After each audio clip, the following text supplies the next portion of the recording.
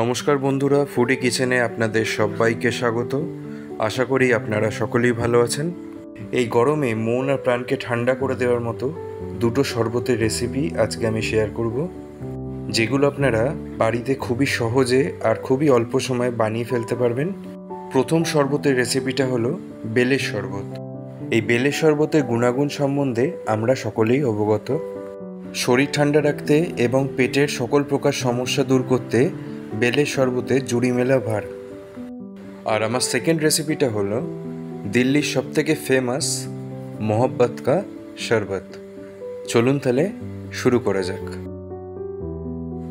প্রথম শরবতের রেসিপি অর্থাৎ বেলের শরবতের জন্য নিয়ে নিন একটা পাকা বেল। একটা ভারী কিছু নিয়ে বেলের ঠিক মাঝ বরাবর এইভাবে মারতে থাকুন, ঠিক যেমন আমরা নারকেল ফাটাই ঠিক সেভাবেই বেলটা ফাটিয়ে ফেলুন।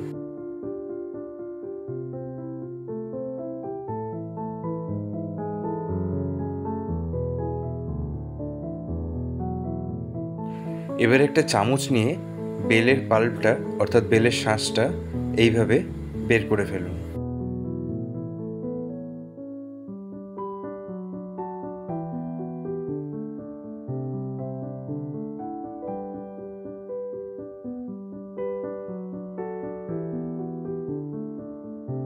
এবারে মিশিয়ে দিন কিছু পরিমাণ ঠান্ডা জল।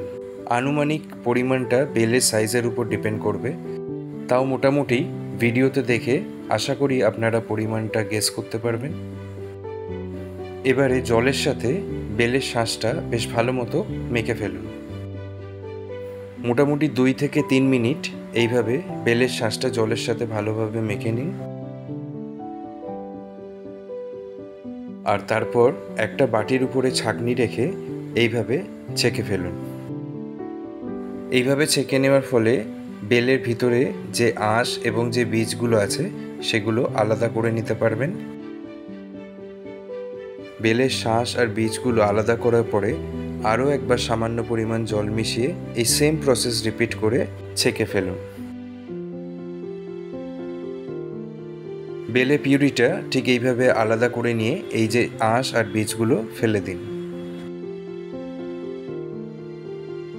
এবারে বেলে পিউরিতে মিশিয়ে দিন হাফ টেবিল চামচ বিট লবণ,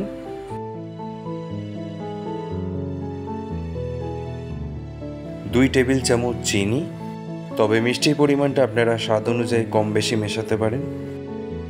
এরপরে মিশিয়ে দিন কিছু পরিমাণ গন্ধরাজ লেবুর রস।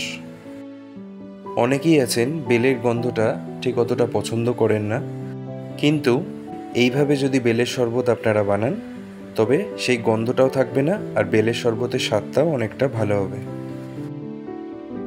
এবারে একটা হাতা দিয়ে ভালো মতো মিক্স করে ফেলুন। বেলের শরবত পারফেক্টলি রেডি।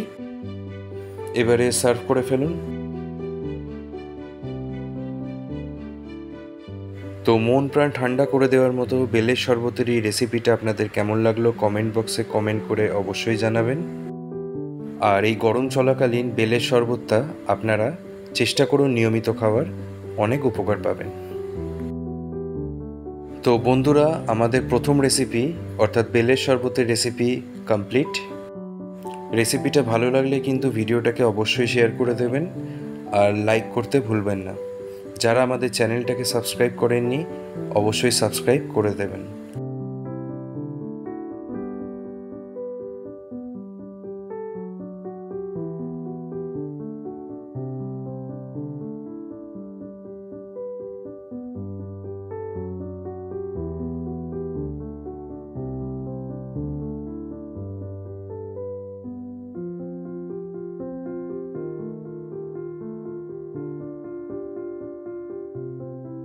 চলুন এবারে দেখে নেওয়া যাক আমাদের সেকেন্ড শরবতের রেসিপি মোহব্বত কা শরবত।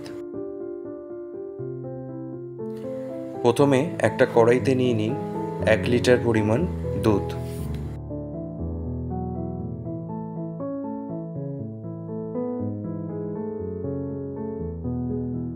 মিডিয়াম টু হাই ফ্লেমে 3 থেকে 4 মিনিট দুধটা ভালো করে ফুটিয়ে নিন। ফোটানোর সময় একটা হাতা দিয়ে কন্টিনিউয়াসলি নাড়তে থাকুন যাতে দুধে কোনো প্রকার সর না পড়ে।